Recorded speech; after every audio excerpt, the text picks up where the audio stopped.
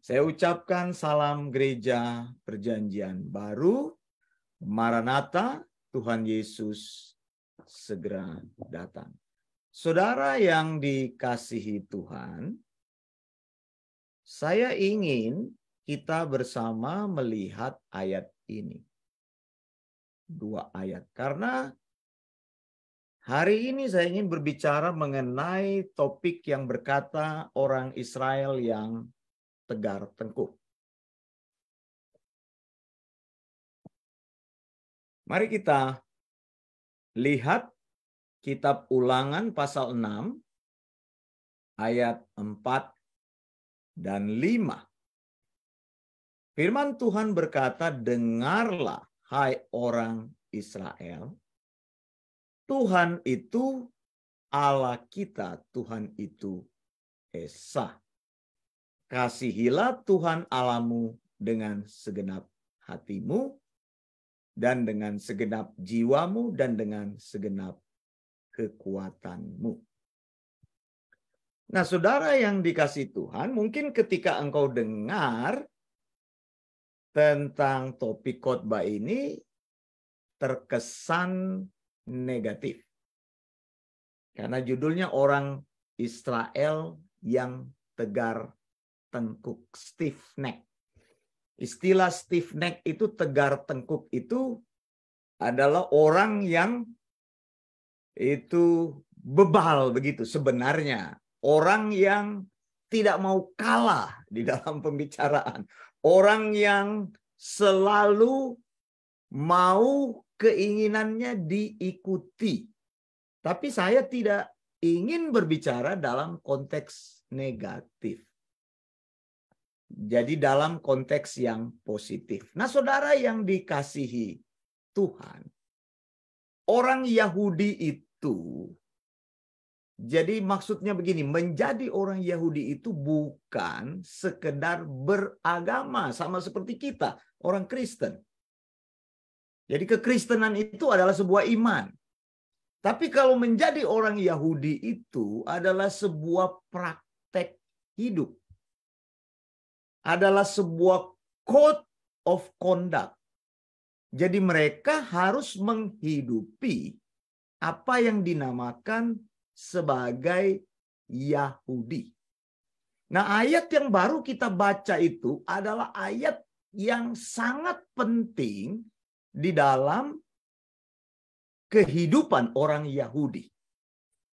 Saya ulangi lagi ayat itu. Lihat baik-baik. Ini ayat yang sangat penting dan nanti kita akan periksa bersama esensinya. Dengarlah hai orang Israel, Tuhan itu Allah kita, Tuhan itu Esa. Kasihilah Tuhan Allahmu dengan segenap hatimu dan dengan segenap jiwamu dan dengan segenap kekuatanmu.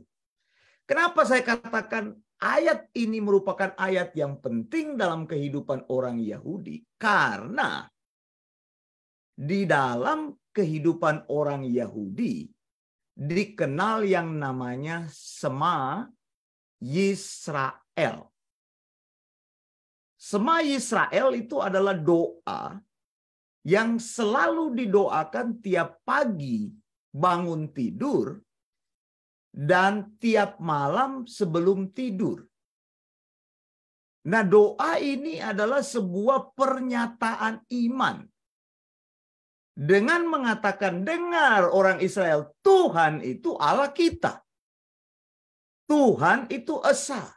Kemudian kasihi Tuhan Allahmu dengan segenap hatimu dan dengan segenap jiwamu dan dengan segenap kekuatanmu. Jadi ini akan diucapkan mereka sehari 2 kali. Tiap pagi dan tiap malam. Pagi pada saat mereka bangun tidur dan malam sebelum mereka tidur. Jadi dengar ya, kata-katanya berkata seperti ini. Saya akan mengimprovisasikan seperti orang Israel, orang Yahudi mengucapkannya. Jadi begini.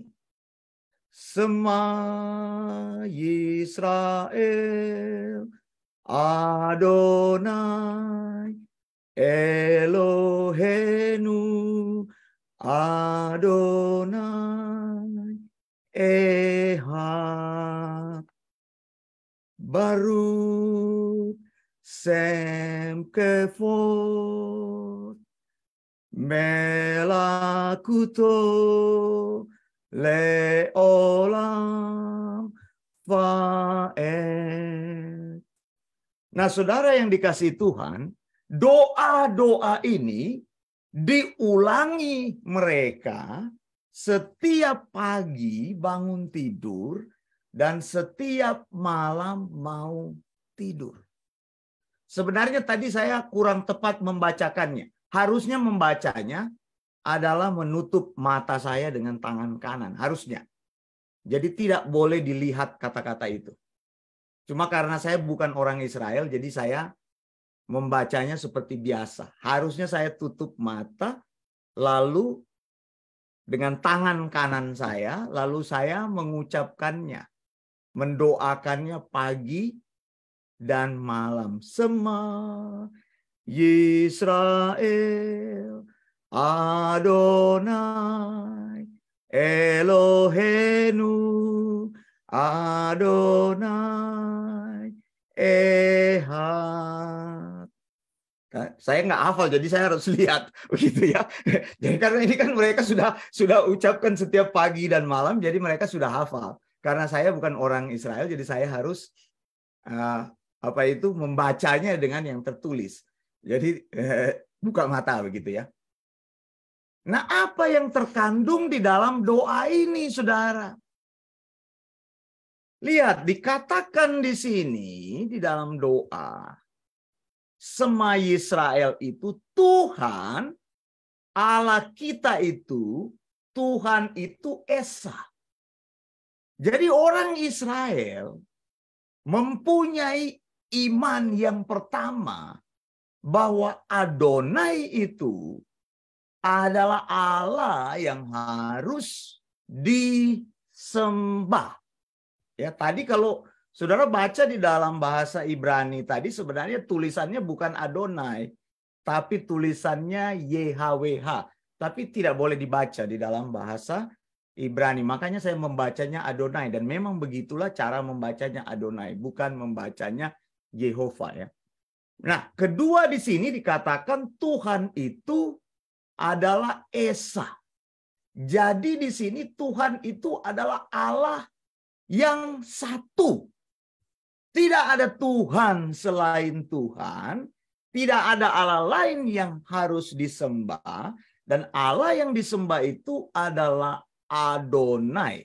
Lalu kemudian ayat 5 berkata, kasihi dia dengan segenap hatimu, dengan segenap jiwamu, dengan segenap kekuatanmu. Nah, ini menjadi sebuah iman yang dihidupi. Bahwa bukan hanya mengatakan Allah itu Adonai, Allah itu satu-satunya, tapi Allah itu harus dikasihi. Dengan segenap hatimu, segenap kekuatanmu, segenap jiwamu, segenap keberadaanmu. Nah, saya tunjukkan bagaimana ayat ini bekerja di dalam kehidupan orang Israel. Sebelumnya kita periksa dulu dalam Keluaran 20. Lihat ya, Keluaran 20, code of conduct-nya lihat seperti ini.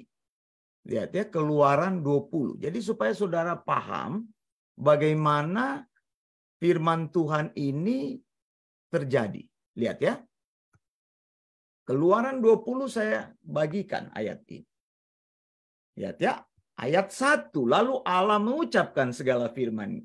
Akulah Tuhan Allahmu yang membawa engkau keluar dari tanah Mesir dari tempat perbudakan. Nah, ayat 3 berkata, jangan ada padamu Allah lain di hadapanku.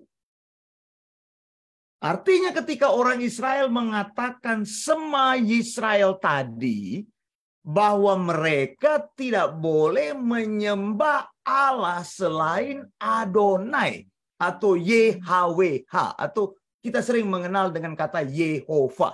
Tapi saya tidak mengucapkan itu karena orang Israel tidak mengucapkan itu.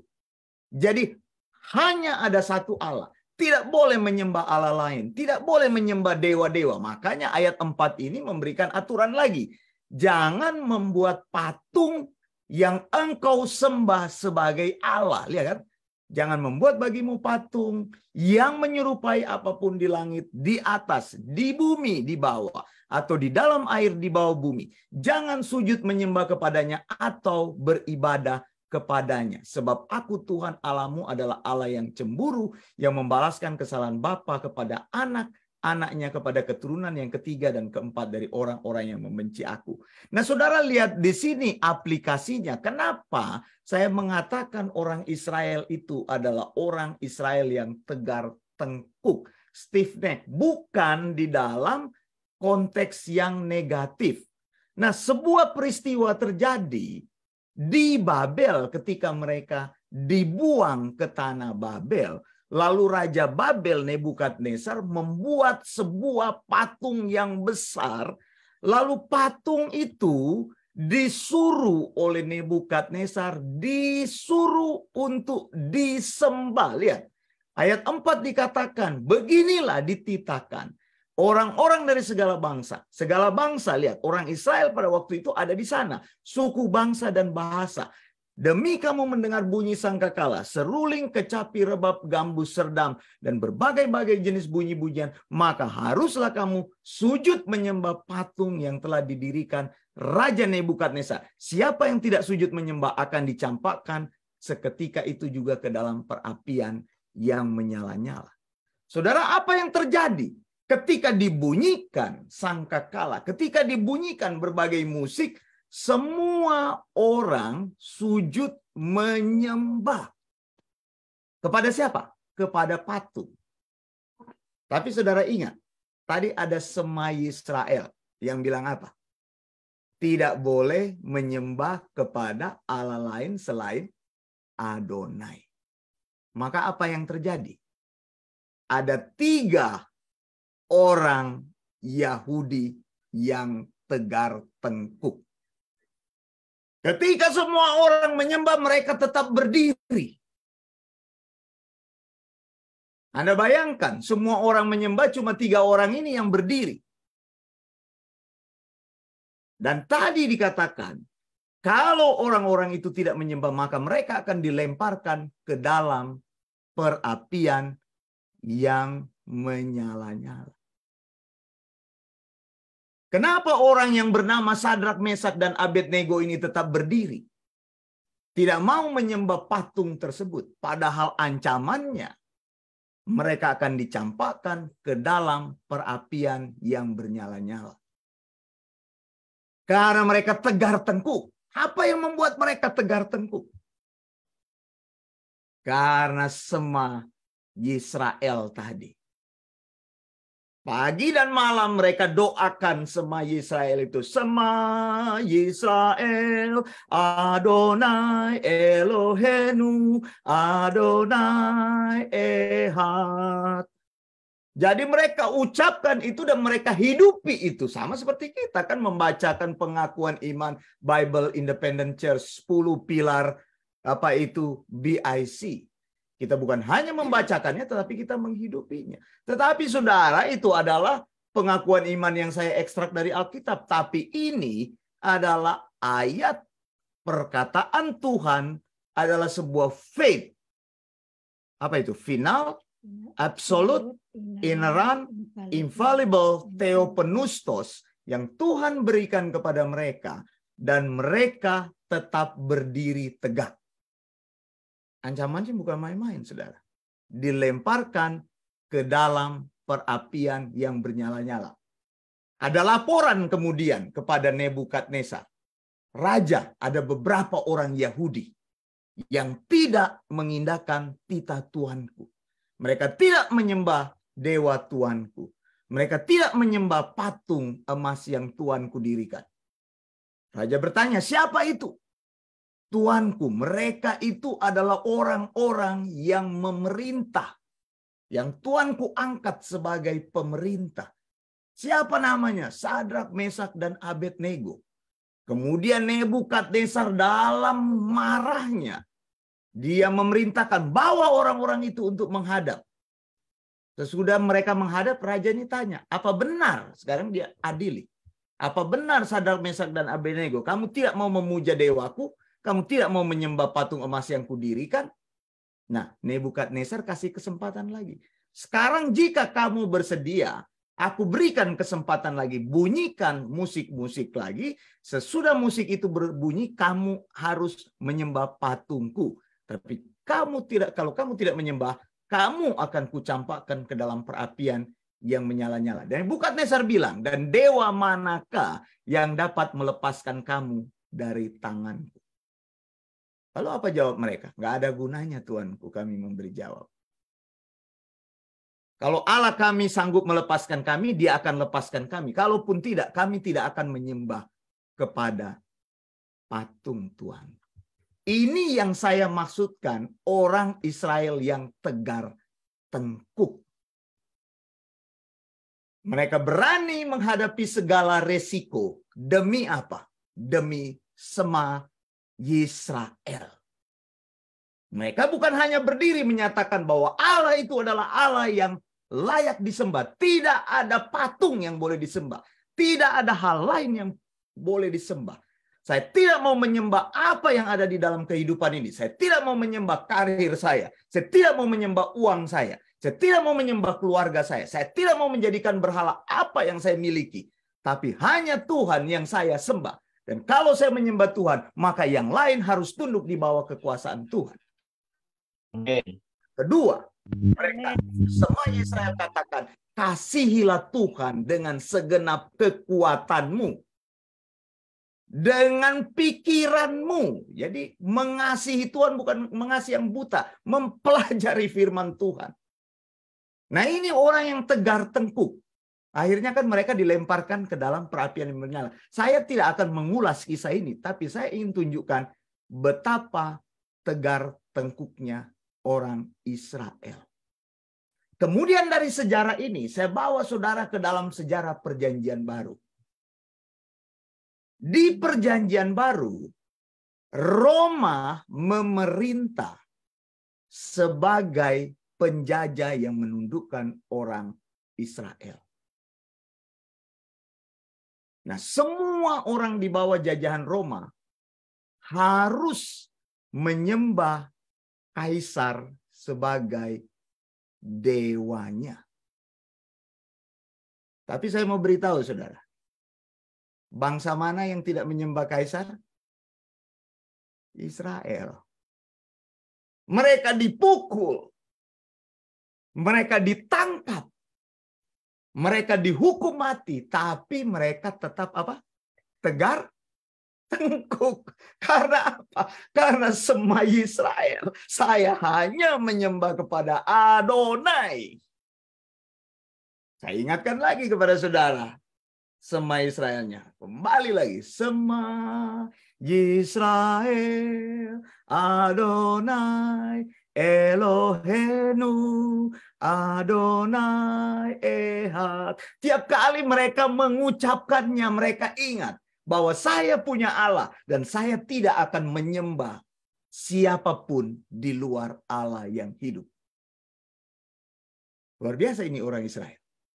Tapi saudara, sekarang terjadi perubahan. Nah ini bagian menariknya yang saya ingin tunjukkan kepada saudara. Orang-orang yang tegar tengkuk ini, yang tadinya mengatakan ehad. Tadi kan ada kata ehad. Adonai ehad itu artinya Allah itu satu. Ehad. Ehad itu satu. Tapi sekarang saya tanya kepada saudara. Kok bisa orang-orang Yahudi ini yang tadinya hanya menyembah Allah. Sekarang mereka menyembah manusia yang bernama Yesus. Dan mereka sembah menjadi Allah. Menurut saudara ada keanehan nggak di sini? Yang tadinya mereka menentang paganisme, menentang politeistik, agama-agama yang menyembah dewa-dewa yang banyak, hanya mengakui satu Allah. Tapi tiba-tiba orang Yahudi yang tegar tengkuk ini mengatakan Saya tunjukkan ayatnya kepada saudara. Lihat. Ini menarik, saudara. Karena terjadi perubahan yang besar dan ini aneh. Saya tunjukkan kepada saudara. Filipi, coba buka Filipi. Filipi, saya skip jauh aja dulu. Sebelumnya sudah ada, tapi saya skip ke dalam Filipi. Pasal yang kedua. Lihat, Filipi pasal 2 ayat 10 dan 11. Coba. Ada yang mau membaca ayat ini untuk saya? Filipi 2, 10, 11. Ada yang mau membaca? Filipi 2, 10, 11. Filipi 2 ayat 10 sampai dengan 11. Ayat 10. Supaya dalam nama Yesus bertekuk lutut segala yang ada di langit dan yang ada di atas bumi dan yang ada di bawah bumi. Ayat 11. Dan segala lidah mengaku Yesus Kristus adalah Tuhan bagi kemuliaan Allah Bapa. Amin. Tadinya Adonai itu adalah Allah. Sekarang Allahnya tambah satu. Saya tidak ingin membingungkan pikiran saudara. Tadinya Allahnya adalah Adonai. Sekarang kok sudah ada Yesus dipanggil-panggil sebagai Allah.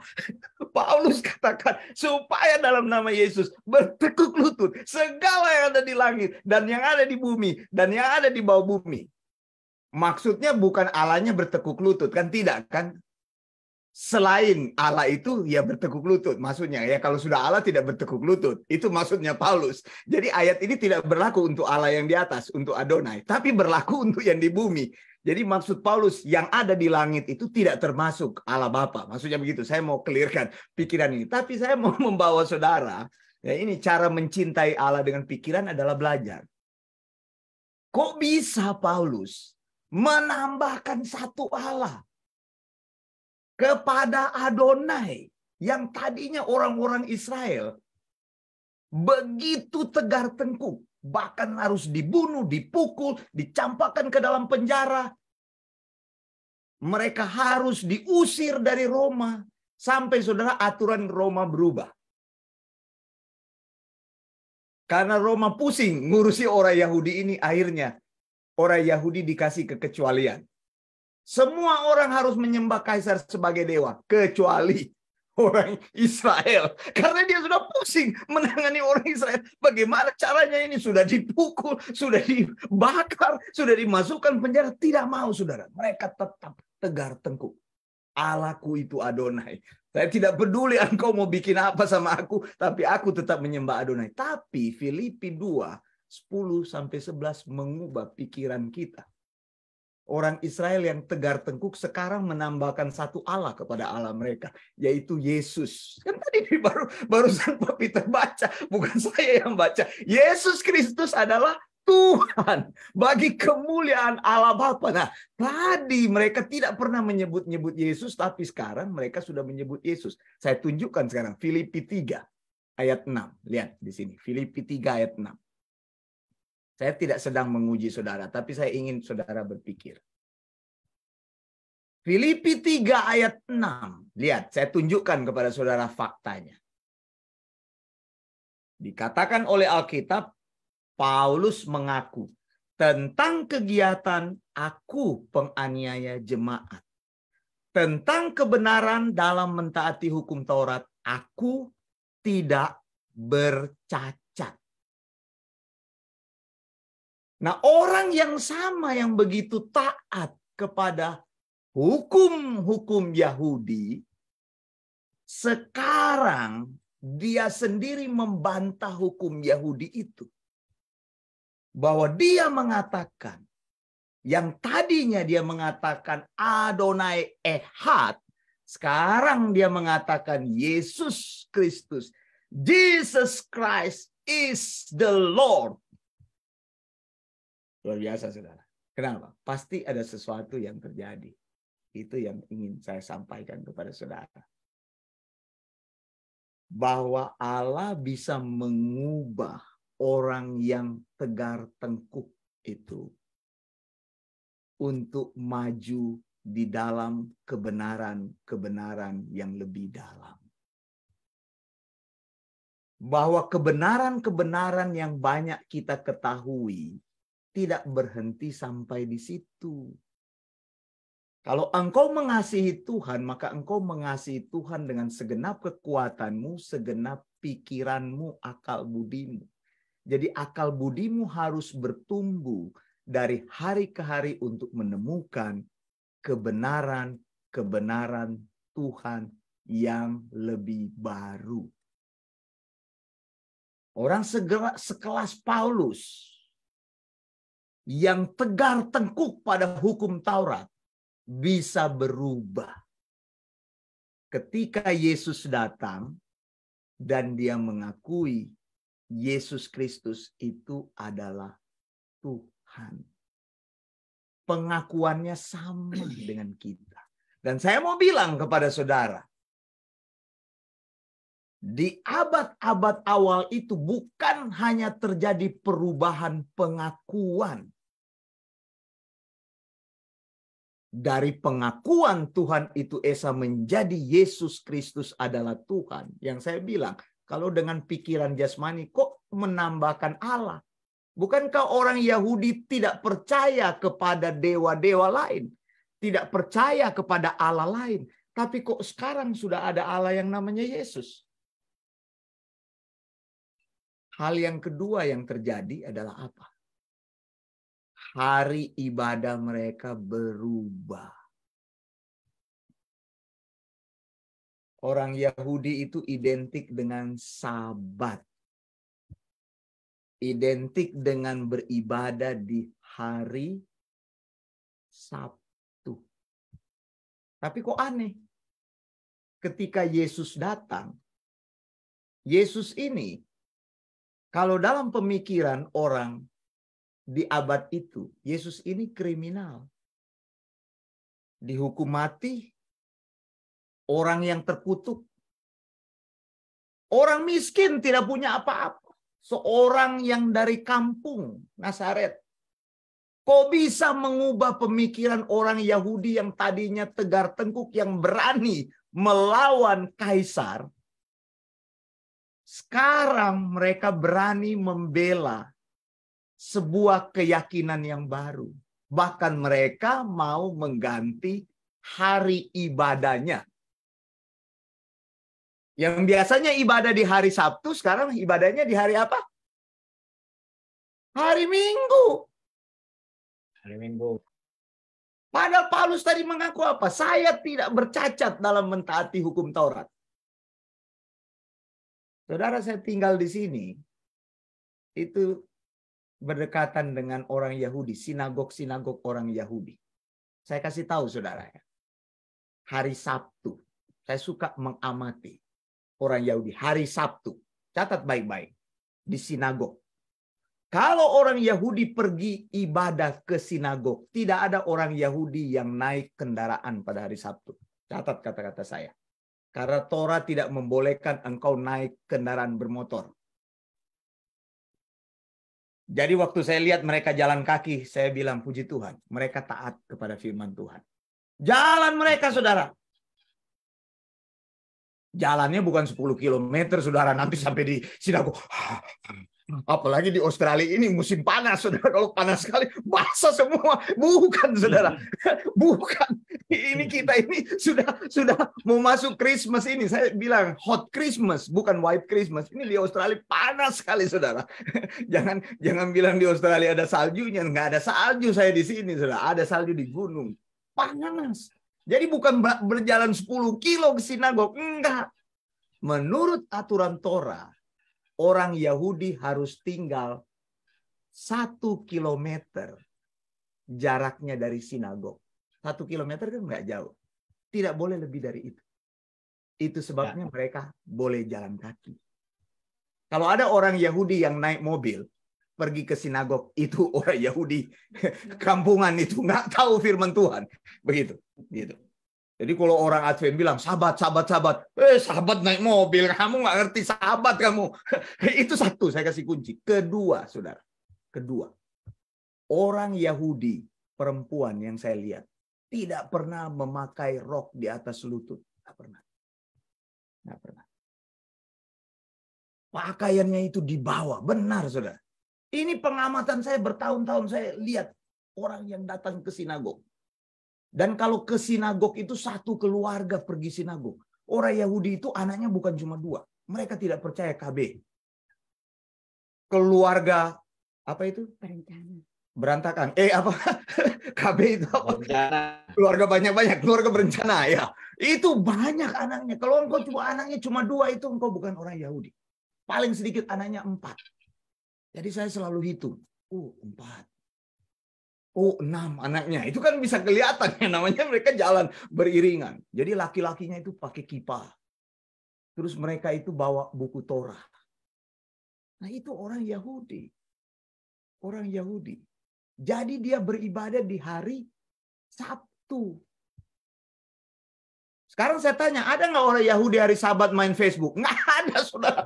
Nggak ada, orang nyalakan lampu aja nggak boleh. Mau bagaimana mau main Facebook? Nggak boleh ngirim email. Nggak boleh nyalain lampu. Nggak boleh memasak. Itu Sabat. Aturan-aturan Sabat harus dipatuhi. Ya kalau orang Advent itu mah itu Sabat kadrun itu. Mereka Sabatnya itu main Facebook. Itu banyak sekali mereka saya lihat. Saya bilang, kamu ini kok orang Advent main Facebook. Kamu ngomongnya Sabat mulu tapi nggak percaya Sabat kamu. Jadi saya mau tunjukkan kepada saudara. Terjadi perubahan. Dari hari Sabat menjadi hari pertama kebangkitan Kristus. Apakah mudah mengubah kebiasaan itu? Tidak mudah. Hanya demi seorang yang mati di salib. Yang Alkitab katakan terkutuklah orang yang mati di salib. Tentu keyakinan yang berubah ini karena pertumbuhan kebenaran Tuhan di dalam hidupnya.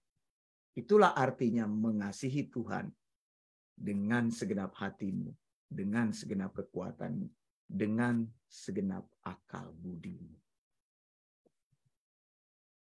Jadi bandingkan diri kita dengan Paulus. Orang yang taat hukum Taurat itu bisa berubah, apa artinya lah Wanda Dumais?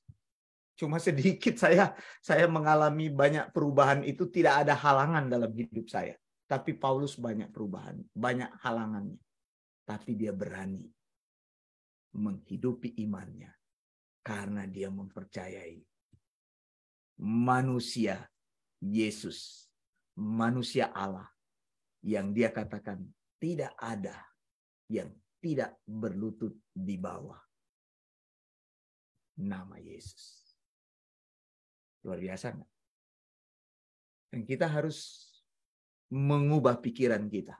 Kalau Paulus bisa berubah, orang yang tegar tengkuk, yang saya bilang orang Israel, yang mau mati demi agamanya, tapi dia bisa berubah. Dan dia bisa berkata, supaya dalam nama Yesus bertekuk lutut segala yang ada di langit, dan yang ada di bumi, dan yang ada di bawah bumi. Dan segala lidah mengaku, Yesus Kristus adalah Tuhan bagi kemuliaan Allah Bapa. Berarti Yesus itu sesuatu yang khusus. Amin, saudara. Orang-orang yang tadinya begitu taat pada agamanya, mereka bisa berubah. Karena mereka meyakini bahwa Allah sudah datang dalam bentuk manusia. Sekarang bagaimana dengan kita? Apakah kita bisa menghidupi iman yang seperti itu? Saya ingin men-challenge iman kita. Mereka berani berdiri di tengah api yang menyala-nyala. Mereka berani berdiri di tengah ancaman nyawa mereka. Mereka berani berdiri di tengah ancaman penjara, resiko yang besar. Apakah kita berani untuk terus maju dalam iman kita? Ya paling resiko-resikonya kita cuma disendirin orang. Itu dia sudah halu-halu, dia iman surga-surga terus, dia udah tinggal. Ya, paling kan Paling kan cuma begitu kan. Alah, udah nggak usah bicara iman, ya mending kita poco-poco begitu kan. Jadi di gereja itu poco-poco melulu, poco-poco melulu. Mending kita selfie aja, selfie. Ya itu yang namanya gereja. Jangan tegang-tegang lah, belajar sound doctrine terus. Bagaimana saudara sampai tua belajar terus. Begitu kan. Iya, saudara. Jadi saudara, banyak orang tuh menganggap remeh tuh iman Kristen begitu. Akhirnya gereja menjadi sesuatu yang bukan lagi tempat di mana orang belajar iman Kristen, tapi di mana gereja itu bertemu satu sama lain. Saya mau ke gereja hari ini karena saya ada arisan beras di gereja, karena saya ada arisan kue Natal, begitu. Udah ditunggu, jadi datang ke gereja. Bukan karena berkata seperti Ulangan. Saya tunjukkan lagi ayat ini ya untuk menutup. Saya ingin tunjukkan lagi kepada saudara kata-kata ini supaya kita bersama-sama ingat. Sema Yisrael Adonai Eloheinu Adonai Ehad. Kemudian di sini bawahnya baru melakepo la olam.